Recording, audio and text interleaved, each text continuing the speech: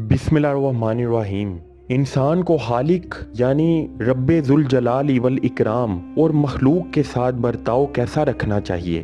حضرت قطب ربانی رحمۃ اللہ علیہ نے ارشاد فرمایا، اللہ تعالیٰ کے ذکر و عبادت میں اس طرح محو رہ کہ گویا مخلوق موجود ہی نہیں، اور مخلوق کے ساتھ ایسا برتاؤ کر کے گویا تیرا اپنا نفس موجود نہیں۔ پس جب تم مخلوق سے بے تعلق ہو کر اللہ تعالیٰ کے ساتھ ربط کامل پیدا کر لے گا تو حقیقی معنوں میں اس کا قرب و وصل پائے گا، اور جب تم نفس کی پیروی کے بغیر مخلوق کے ساتھ ہوگا تو عدل کرے گا اور حق و صداقت پر قائم رہے گا، اور یہ روش تجھے ہر قسم کے نقصان اور تباہی سے محفوظ رکھے گی۔ اور جب تم خلوت اختیار کرنے لگے تو اس کے دروازہ پر سب کو چھوڑ دے اور خلوت میں تنہا رہنے کا التزام کر۔ پس تم ذکر کی برکت سے خلوت میں اپنے حقیقی دوست اور مونس و ہمدم کو باطن کی آنکھ سے دیکھ لے گا اور اس کی تجلیات کا مشاہدہ کرے گا۔ اس جگہ نفس امارہ کا غلبہ و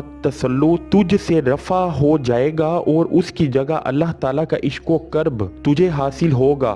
اس وقت تیرا جہل علم سے اور تیرا بعد قرب سے بدل جائے گا، یعنی تیری جہالت علم ہو جائے گی اور تیرا بعد قرب یعنی دوری قریب سے بدل جائے گی۔ وہاں تیری خاموشی جد و جہد تیری گفتار ذکر ہے اور تیری ہستی اللہ کا انس ہے، یعنی اس مقام پر تو خاموش ہوگا تو وہی تیری گفتگو اور ذکر ہوگا اور تیری ہستی اللہ کا انس ہوگی۔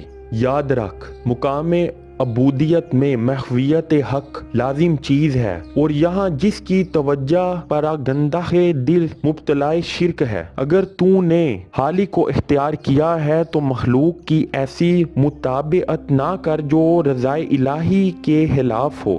جس شخص نے عشق الہی کا مزہ چکھا اسی نے اس کو جانا پہچانا۔ یہ سن کر کسی نے حضرت سے پوچھا، جس شخص پر تلخی صفرا غالب ہو وہ شیرینی کا ذائقہ کیوں کر پائے گا؟ آپ نے جواب دیا، وہ اپنی طرف سے حتی الواسع ریاضت اور مجاہدہ کرے اور قصد و تکلف کے ساتھ خواہشات نفس کی پیروی سے احتراز کرے، پھر اس کا ذوق حق گوئی درست ہو جائے گا اور اسے ذات و صفات خداوندی کا عرفان ہوگا۔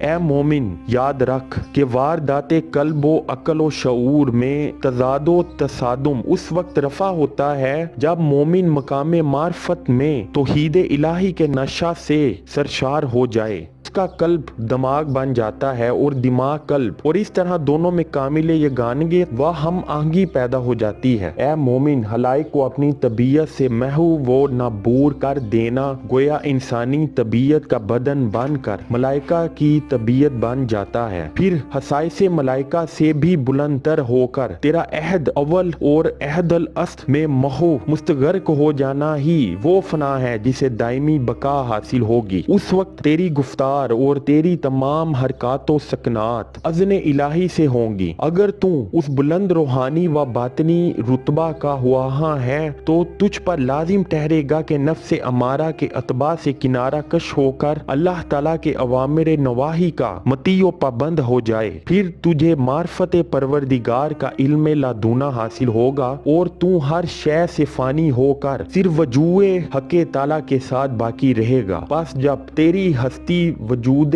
حق کے ساتھ باقی ہوگی تو تیرا سب کچھ اسی کی رضا و خوشنودی کے لیے ہوگا۔ اگر تو زہد و تقوی اور معرفت کا معنوی و باطنی فرق معلوم کرنا چاہے تو سمجھ لے کہ زہد کا عمل گویا 1 ساعت ہے، تقوی اور عمل 2 ساعت کا، اور معرفت حق تعالیٰ ایک دائمی و ابدی عمل ہے، یعنی حق تعالیٰ کی پہچان ایک مستقل اور ہمیشہ قائم رہنے والا عمل ہے۔